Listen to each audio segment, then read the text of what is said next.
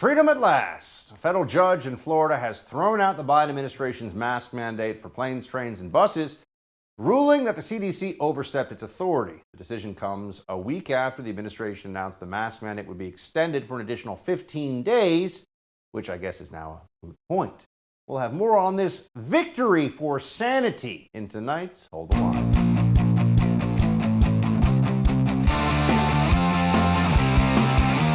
April 18th, the Biden administration announced that the Transportation Security Administration will no longer enforce the federal mandate requiring masks in all U.S. airports and on-board aircraft.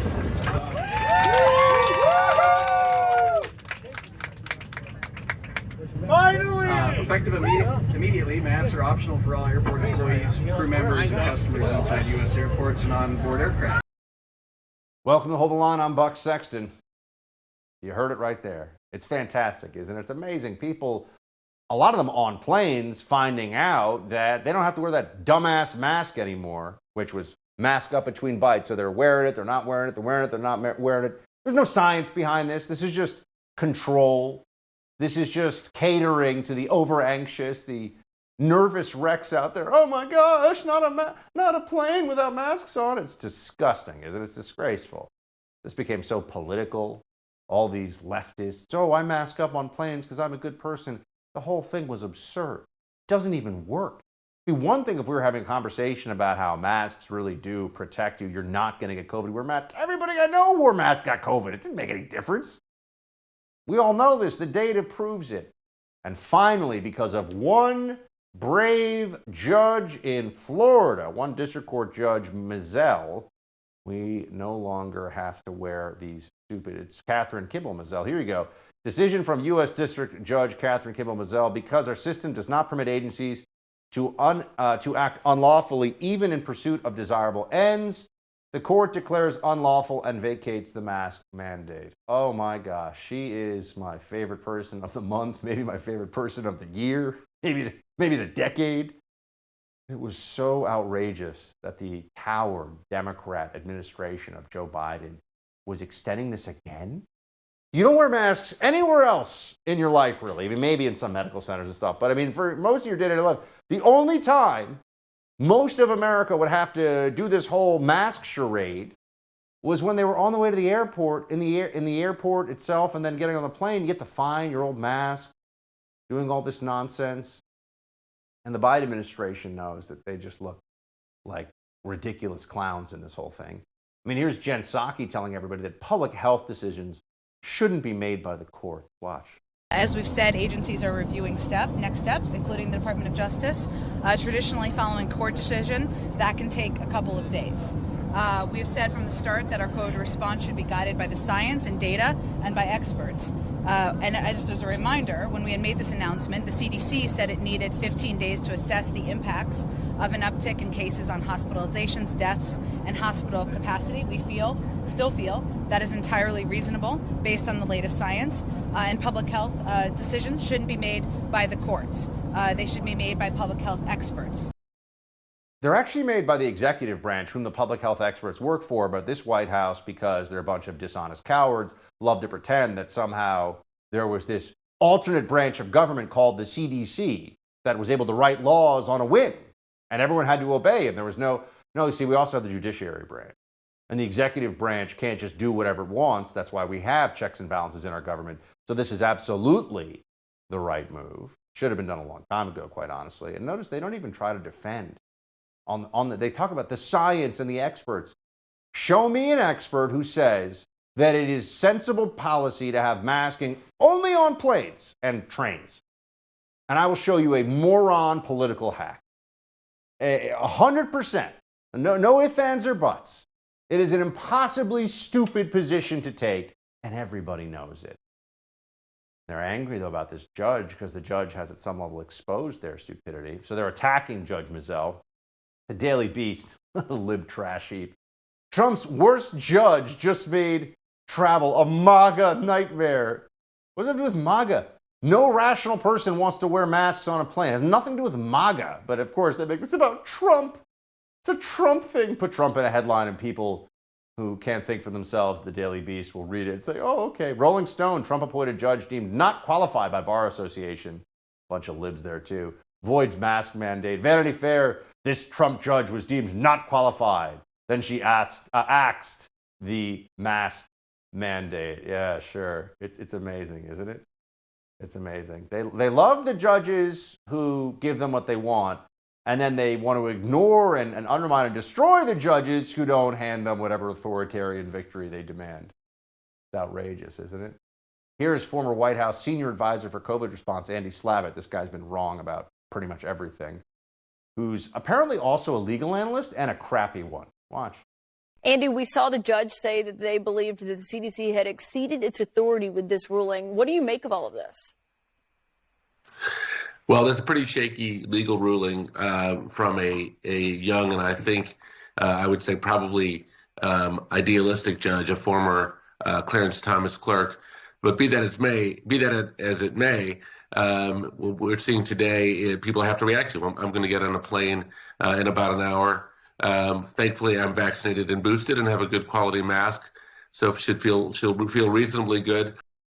Oh, have a good quality mask. Yeah, that's real important. That's really going to keep you safe there, buddy. When you pull the mask down to drink and eat, and the whole thing is so stupid, isn't it? They're really ridiculous. I mean, these people, and they have power, they have influence, and they're idiots. I mean that. Governor Ron DeSantis, who is powerful and has influence and is quite smart, tweeted this out. Great to see a federal judge in Florida follow the law and reject the Biden transportation mask mandate. Both airline employees and passengers deserve to have this misery end. Absolutely true. I mean, what was the basis for this? We have to be careful. This was all just psychological. This was all anxiety rooted and control. This was, even if you lived in a red state, the way that they got you to comply with Fauciism. Where's Fauci, by the way? I haven't seen him in a little while. This was just last week. Airline CEOs were disagreeing with Biden on the mask mandate, and they know more about this, you'd think, than Biden does, right? Watch. We think from the pandemic stage to the endemic stage, and we need to learn how to live with it without being so restrictive. Are you comfortable with your passengers dropping masks now? I think our customers are comfortable dropping masks. I think our employees are tired of wearing masks. Our employees, especially on board those flights, are tired of policing masks. Yeah, you don't say. We'll have more on the lifting of the federal mask mandate with New York Post columnist Karol Markowicz in a moment. Let's talk about protecting your online data. A lot of companies promise you that your privacy is guaranteed, but that's just not true. You need a new privacy and cybersecurity application tool called Secure. It's spelled S-E-K-U-R. Secure is using proprietary encryption and offering secure instant messaging and email. With Secure, all of your communications based on servers and data centers hosted in Switzerland without using any of the big tech platforms. Privacy is a big issue. Without real security, people can read your emails, messages, even your bank information. Secure will never mine your data and never ask for your phone number. You can send emails to your doctor, banker, lawyer, anybody with total confidence you're not being spied on. Secure is your solution to stop the constant theft of your digital identity. Costs only $5 for the messenger, only $10 for the messenger and email combination package. Go to secure.com and take back your privacy today. That's SEKUR.com and use promo code BUCK for 25% off. We'll be right back with more. Hold the line.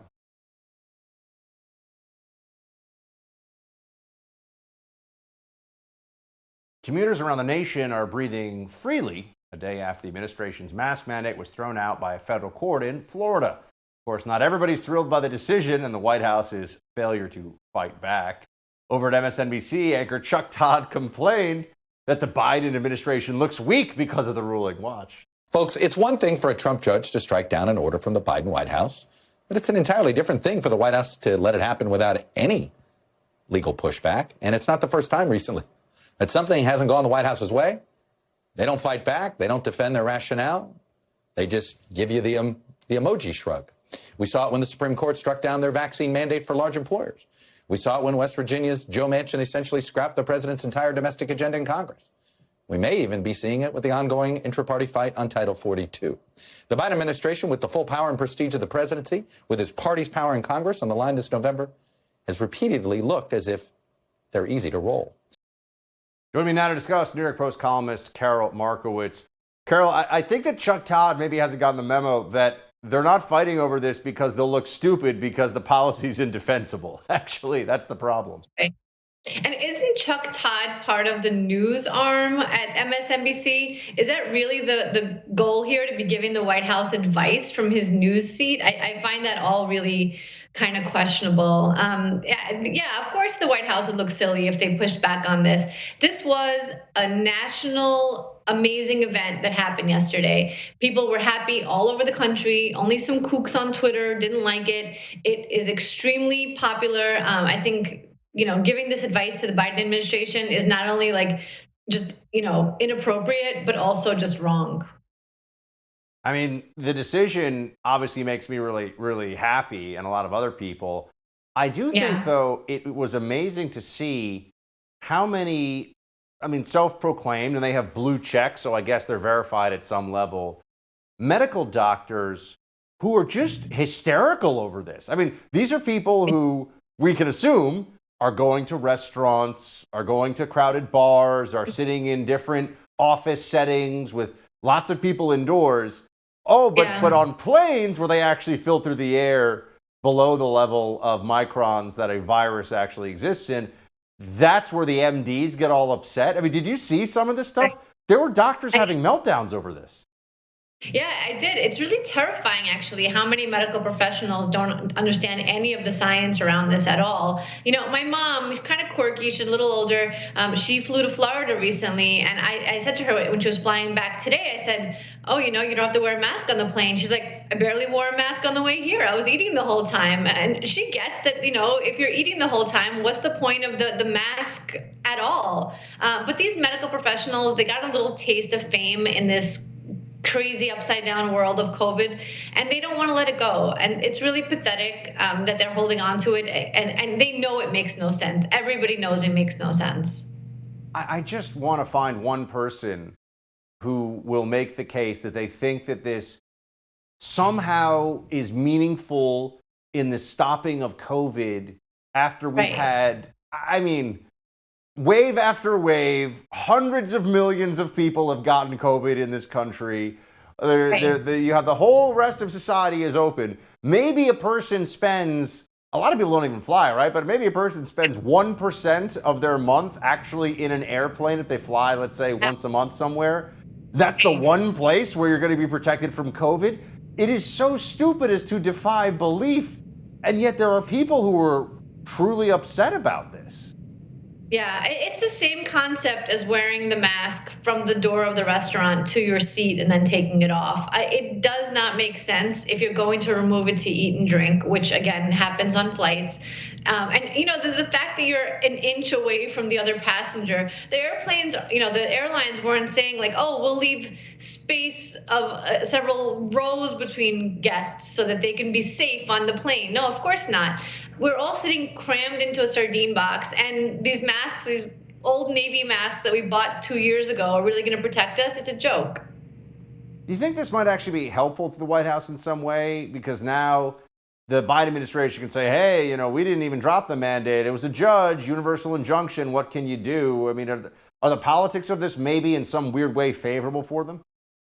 It's funny because I thought you meant that is it going to be favorable for them, with the COVID sane people? And I was like, no, it's way too late for that. You're talking about the COVID sane people. Are they going to be mad that the Biden administration didn't fight back? I mean, Chuck Todd clearly is mad. I'm sure some people will be, but other people really do understand, even as paranoid as they might be, that it's time to move on. And I have no sympathy for these people. The people who are like, I had a flight planned. Well, now you're going to rent a car and drive wherever you were driving, just like you told people with 2-year-olds who had to mask on these flights to do for the last 2 years. So I have really no grace for these people at all anymore, and they need to get over it. They need to get over it fast. I'm also curious about this. There's this group, this very noisy group that you see online, and people speaking on behalf of the group, of the immunocompromised, specifically in the context of airplanes, as if we're supposed to mask up forever because of the immunocompromised.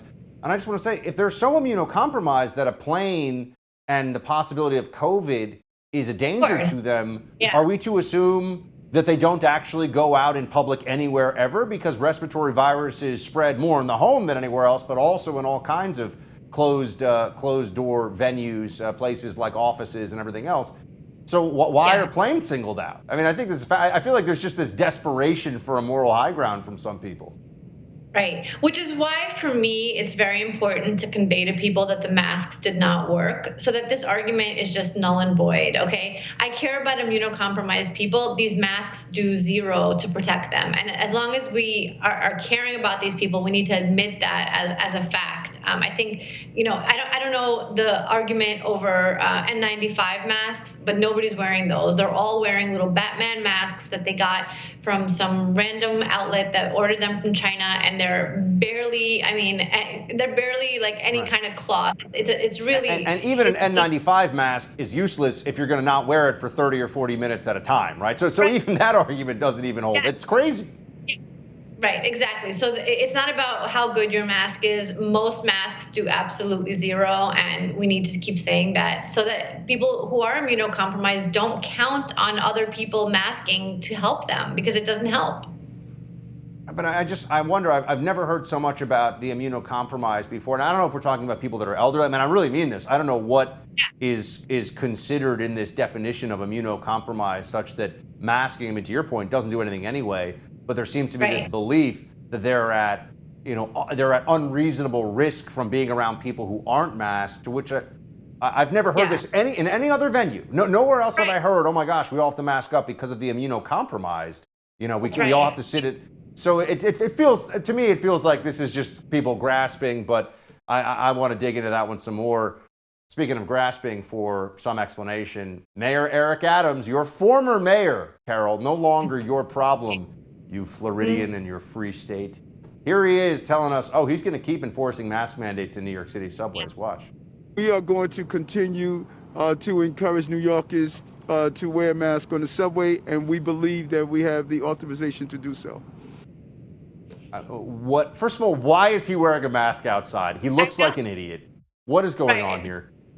When did you last see him in a mask? Which is like the biggest joke about this. You see him all the time at nightclubs, partying with celebrities. He's never masked. He's never masked. None of these politicians are masked, except when they're making announcements to tell us that we're going to have to stay masked. Somebody made a joke on Twitter that you're gonna mask to so you don't see the bullets and everything. that there's bigger problems on the subway than whether or not you're masked. But of course, you can't deal with those problems, so you deal with this just minor tyranny. It's really pathetic. Well, Karol, there's the nice warm feeling that you and I and some others can have of being right about this for about 2 years. So yay. Yeah. Congratulations on that one, but the fight continues. Good to see you, Karol. Thanks. Good to see you, Buck. Thank you. If you spend any time on Twitter, you've probably heard of Libs of TikTok. The anonymous account has become one of the most popular among conservatives. All it does is repost the bizarre and sometimes really twisted videos the far leftists upload to the social media platform known as TikTok. Well, today, a writer for the Washington Post decided to dox the woman behind the anonymous account, revealing her name and even her home address. Coming up, Washington editor for The Spectator, Amber Athey, stops by to give us the details on the latest case of media retribution. For a moment, I want to talk to you about our newest sponsor here on Hold the Line, the Silencer Shop. I'm a big Second Amendment supporter, as you know. Love going out shooting. For a lot of gun owners, using a suppressor is a must. Protects your hearing, helps your accuracy by reducing recoil. Suppressors are 100% legal in 43 states, so if you want to practice safe, accurate shooting, the best way to get your suppressor is through the Silencer Shop. They've got a variety of suppressors that start at just $365. They're the industry leader for suppressors. They're a Texas-based company, and each phone call, email, direct message, or comment is answered promptly. They treat you like family. Great customer service.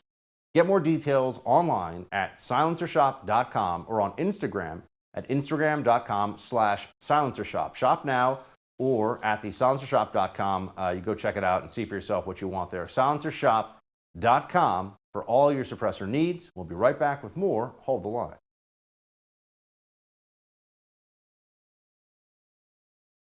I'm terrified. Listen to me, Republicans. Listen. You are the people in history they warned us about. The concept of straightness was basically created to make women prisoners to men. Because as we see on this app over and over, men don't actually like women. Pronouns that I use are they, them, she, her, and clown, clownsel. I prefer a mixture of those. It's amazing. Amazing content. From mask shaming to bad teachers, Libs of TikTok has managed to reveal leftist lunacy by doing little more than sharing videos of progressives who are insane for the world to see. Thanks to Washington Post columnist Taylor LORENZ, the mystery woman behind the popular Twitter account has been exposed. LORENZ has yet again sparked a furious uproar on the internet for doxing the anonymous creator of Libs of TikTok in her latest piece, writing, "Meet the woman behind Libs of TikTok, secretly fueling the rights outrage machine.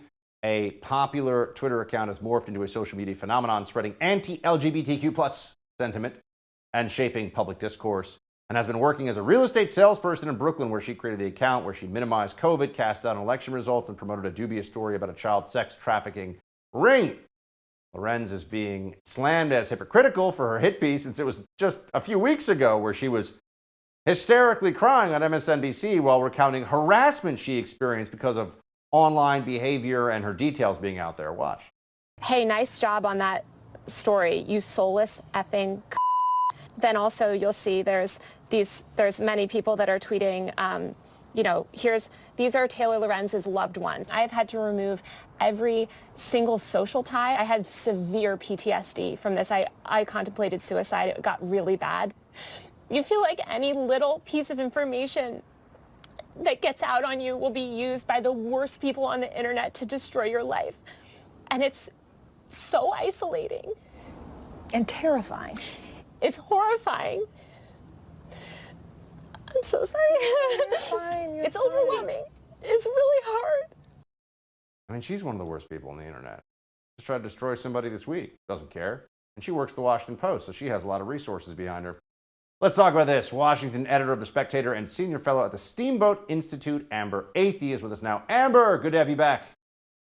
Thanks for having me, Buck. I mean, there's so much here.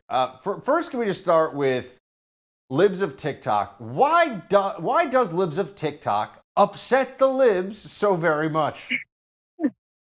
I think this is the story that should have been written. Instead of exposing her identity, why not explore why this account has gotten so popular? And the reason why is that it does nothing other than repost the liberal content from TikTok. It's really quite incredible that it has grown so organically just by sharing what are already publicly available videos for a larger audience. And it's because the left doesn't want this stuff exposed that they have such a problem with the Libs of TikTok account operating, because they want these teachers who post this insane content about indoctrinating children with critical race theory or coming out to their kindergartners, that they had to shut it down, because this is all stuff that they want to continue to do in secret and in private and away from parents' prying eyes.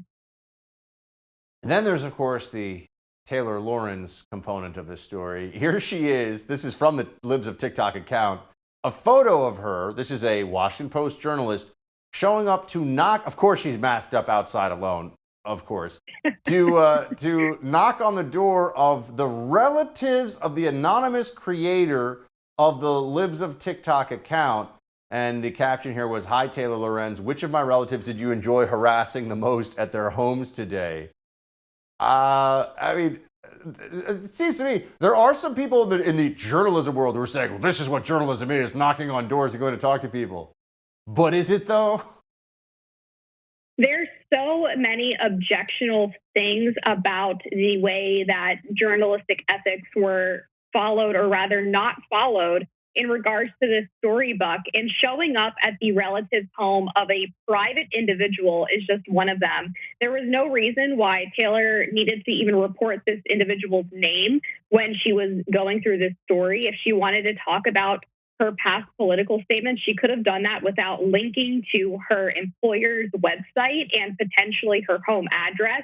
That all could have retained her anonymity. The reason they named her is because they wanted to try to silence her and shame her into submission. And then there's the fact that this only got exposed before the article went out because Christina DePushall, the press secretary for Ron DeSantis, shared this email where Taylor LORENZ gave her less than an hour to comment about her so-called relationship with the Libs of TikTok account, which she has basically publicly retweeted and commented on some of the videos.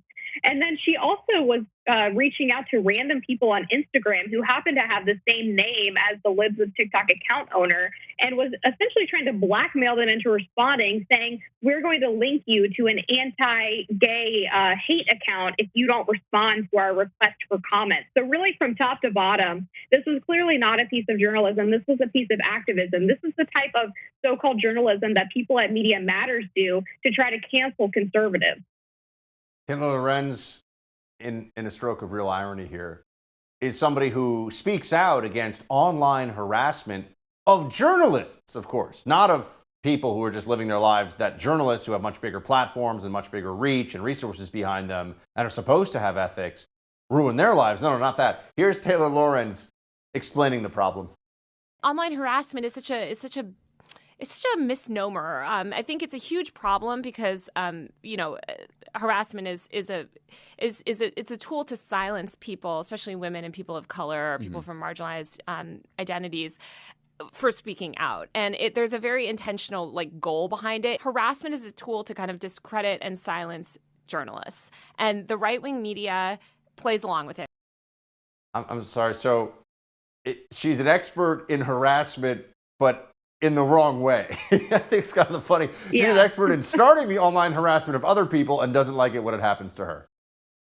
Exactly. Taylor Lorenz has made a career out of harassing people, whether it's Steph Curry, the former CEO of Away, or the daughters of Pamela Geller, who were simply running an Instagram account that had nothing to do with politics, or Mark Andreessen, who she tried to accuse of using a slur in a clubhouse room. That turned out to be totally fabricated. And now this Libs of TikTok story, this is how she does journalism. She just doxes and harasses people and tries to get them out of the public sphere, but doesn't like it so much when it's turned around on her. But to me, I don't even think these emotions are real. I think these are manipulation tactics because she wants to try to guilt trip people into not criticizing her reporting. And really, it's just the hypocrisy is sort of the point here. She wants to be protected and insulated from the consequences of her horrible behavior.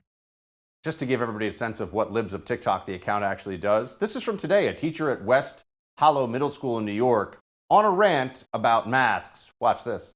If my school district goes masks optional, since people seem to be doing that now, I am putting every mask I own on my face. If you do not have a mask on, do not come near me. I hate it.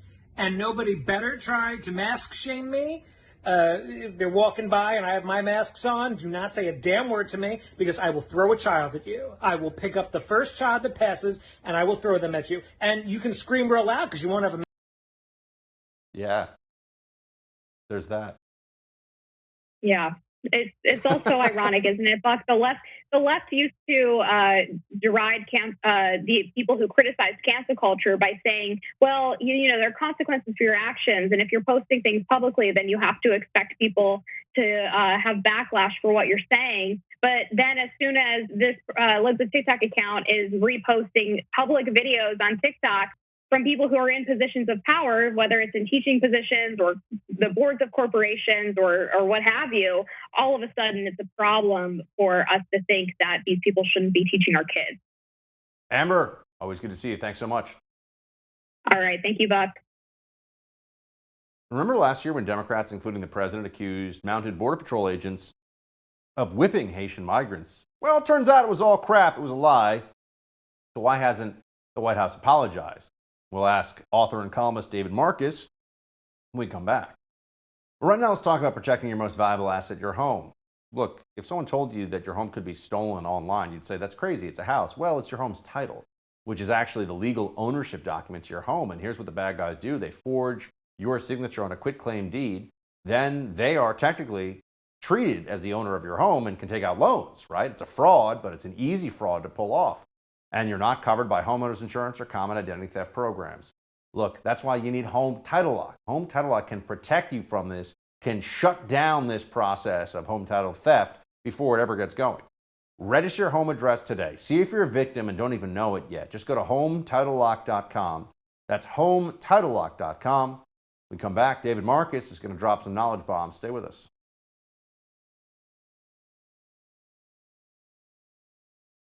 What we witnessed takes us back hundreds of years. What we witnessed was worse than what we witnessed in slavery. Cowboys with their reins again, whipping black people, Haitians, into the water where they're scrambling and falling down, and all they're trying to do is escape from violence in their country.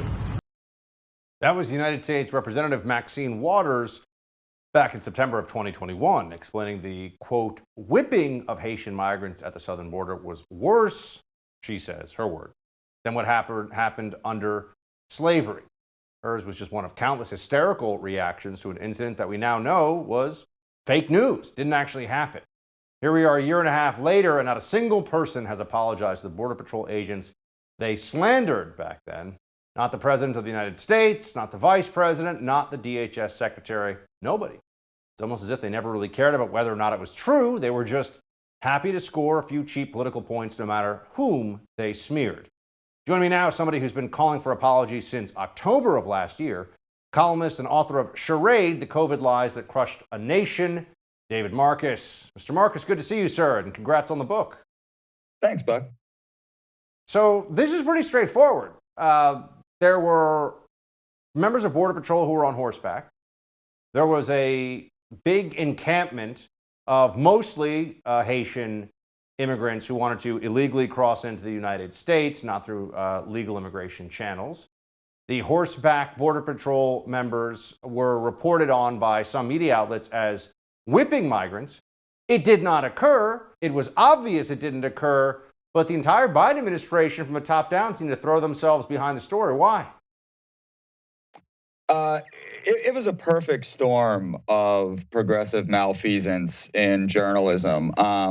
They saw these images. If I recall, I think it was Vice that was the first to really run with them and tweet them out. And I mean, Vice had its heydays like softcore pornography to read on the L train in 2000. But I mean, they ran with it. The next thing you know, there are people all over Twitter are talking about it. Then, as you say, the politicians are. It goes all the way to the White House. Honestly, Buck, 5 minutes after I saw that thing, the day that it came out, I said, no way. I said, this is crazy. But it confirmed so many priors for progressive journalists that they just couldn't ignore it. And I think also they're so ignorant about what actually happens on the border that they were able to believe this. They're so ignorant about, jobs where people ride horses. I mean, it was just, it really was this perfect storm of all of their priors and all of their ignorance smashing into one incredibly stupid display of incompetence. Reporter Peter Doocy of Fox News asked Jen Psaki when President Biden would be, if he would be, apologizing to the border agents that he falsely accused of crimes. And Biden back in the day, just so everybody can remember, said that there were going to be consequences. I mean, he spoke not as if there needed to just be an investigation, David, I'm sure you remember. He said, they'll be held accountable. They're going to get punished for what they did. And in typical Jen Psaki fashion, here is how she responded to the question about whether Biden would apologize for being wrong and lying. Watch. The mounted Border Patrol officers the president accused of whipping migrants have been notified they will not face criminal charges. So when is the president going to apologize to them? There is a process and an investigation that's gone through the Department of Homeland Security. I don't have any update on that. The president said that they were whipping people, which would be a criminal offense, and they've been told they're not going to be criminally charged. And there was an investigation into that, and I'll let the Department of Homeland Security announce any conclusion of that investigation. You accuse these officers of brutal and inappropriate measures. Now that they've been told they will not be criminally charged, will you apologize? And Peter, there was an investigation into their behavior. So that investigation is playing out. Whenever it's going to be announced, the Department of Homeland Security will announce that. So just so I understand the progressive playbook here, David, slander people before the investigation, and then when the investigation shows what really was obvious all along, that they didn't actually do anything wrong, and that the people that said they did lied, and then just say, well, there's an investigation. Look at those findings. Yeah, I mean, it's unreal. It's also political incompetence because you want to give Joe Biden a 5 to 10 point bounce in the approval polls next week. I mean, next week, right? Send Joe Biden to the border, actually to the border. Have him apologize in person to these guys. He's good at this kind of thing, right? He would be, hey man, I saw it. I really overreacted. He'd do this well. And then he announces we're not going to lift Title 42 because we don't have anything in place right now to fix it. If he were just to do those things over the next 2 days, his approval rating would raise next week. But they won't do it. They can't do it. It's absolutely baffling. I mean, never has there been a White House in as desperate need of a pivot as this White House has been for months and months now, and they just won't do it. David, you were one of the first people calling for an apology from the Biden administration for their lies about what was going on at the border. In an article for Fox News back in October 2021, you wrote, however he chooses to do it, Biden must address the situation.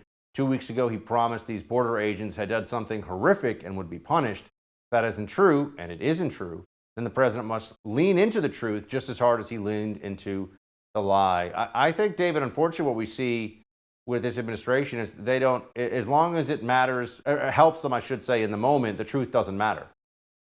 No, it doesn't matter at all. I was down in Del Rio just a couple days after the incident. And right after the situation had been sort of cleared out, and I was talking to not just the residents down there, but a lot of the border agents down there. And, the Democrats present this idea that, like, these border agents are like, Nathan Bedford Forrest, like racist white guys, trying to like hurt migrants. Most of the border agents are Hispanic, but most of them have family who are immigrants.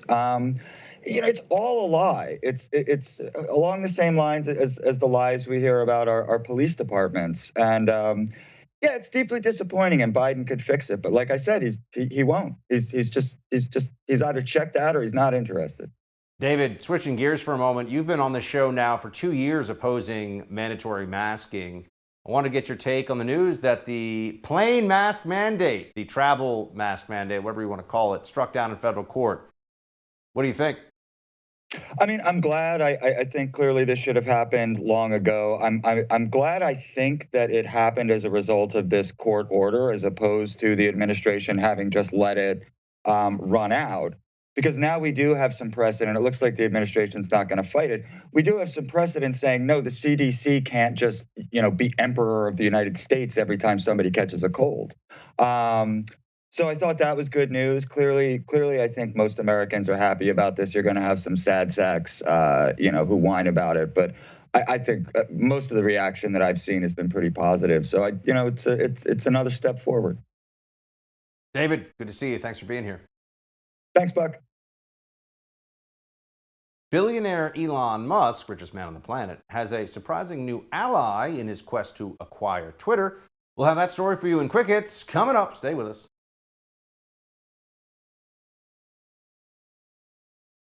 Florida Governor Ron DeSantis announces he has Elon Musk's back when it comes to his fight against Twitter, and Joe Biden continues to blame everybody but himself, everything else out there, for the high price of gas and lots of stuff. Those stories in Quick Hits. Let's get to it. First of all, Ron DeSantis is doing a phenomenal job as governor of Florida. I mean, I would criticize him if I could find something to criticize him on. It's almost uncomfortable to cover politics as a commentator and have somebody who's so on the money so often you feel like, am I missing something? Because everything this guy does, I agree with. And I'm looking for things to not agree with. And I'm telling you, so far, phenomenal. He's even good on the tech fight. He's good on so many things. Governor DeSantis has said that after Twitter activated its poison pill to prevent Elon Musk's acquisition, keep in mind, they're telling the board of Twitter, who own less than 0.001% of Twitter, collectively, they want to make sure that Elon Musk, the richest man in the world, who is a tech and entrepreneurial genius, they don't want him to buy Twitter. No, they can run it better. And they're willing to cost shareholders billions of dollars in the process. We all know why this is, right? It's because the crazy libs want to have their propaganda platform without anybody being able to interfere. Well, Governor DeSantis had some thoughts on this. Wow.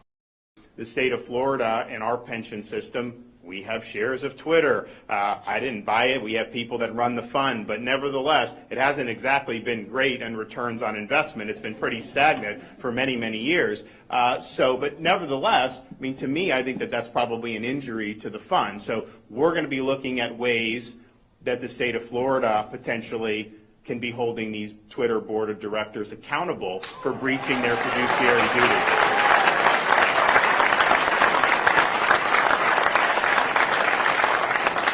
So stay tuned on that. Breaching their fiduciary duty. That's what they're doing. It's all ideological. If it were about making money, if it were about what's best for the company, they would say Elon Musk paying way over the current stock price, going to make everybody who's a shareholder make them money. Man, that sounds like a great idea. Nope. Not if you want to be able to shut down conservatives and throw elections for libs, which is what the people running Twitter and the journos on the left who use it, the legacy media entities that use it, that's where they are. Brian Stelter also weighed in on this one, which is hilarious. Brian Stelter over at CNN. The guy has a TV show. Think about that for a moment. Elon Musk is allowing, or would rather, allow free speech on Twitter, which would be like, well, I'll let Stelter tell you. The tech titan spent a lot of the weekend trolling Twitter right on Twitter, in one case amplifying a suggestion that his bid would only be rejected if the system is rigged. We've seen that kind of rhetoric before. It's very Trumpy. Yes. Right. No, people don't want to play in the gutter. Most people don't want to send out their kids to play in the gutter. Twitter's tried to clean it up somewhat. Still got still a lot of complaints from a lot of people about how Twitter does that. And I think if you're a random user that gets suspended for no good reason, you feel that, and that's a big deal, and that's a big problem. But the argument that make Twitter more chaotic would seem to be a losing argument from an investor. No. Twitter's already disgusting. And if you're conservative, anything's allowed. You know, all kinds of horrible things can be said. You know, all of a sudden the death threats don't get cleaned up very quickly. If you're conservative, it's, you know, you're on your own. If you're a lib, oh, big tears. They come in and they save you right away from whatever mean things people are saying. But more importantly, you can't say that men and women are different on Twitter. You can't disagree with the idiotic statement that men can get pregnant or men can have periods. Not allowed to do that on Twitter. That's what we're really talking about. No one's talking about, oh, we need to allow people to be more deep in the gutter. It's already in the gutter. But Stelter, come on, it's a clown. Joe Biden, running out of excuses, but going to keep trying them as much as he can. He continues to blame the rise in food prices and gas prices on Putin's price hike. Here's how that's going.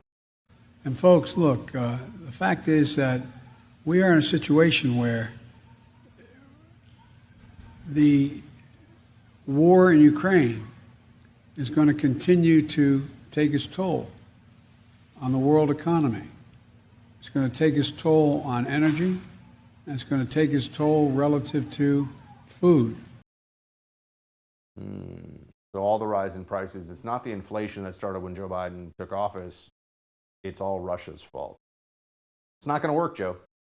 But you know, the least surprising things going on in American politics today is the obviousness of the revelation that Joe Biden is bad at this job, and Kamala wouldn't be any better. Anybody who was paying attention knew those things were true. That's it for tonight's Hold the Line. The No Spin News with Bill O'Reilly is next. Shields high.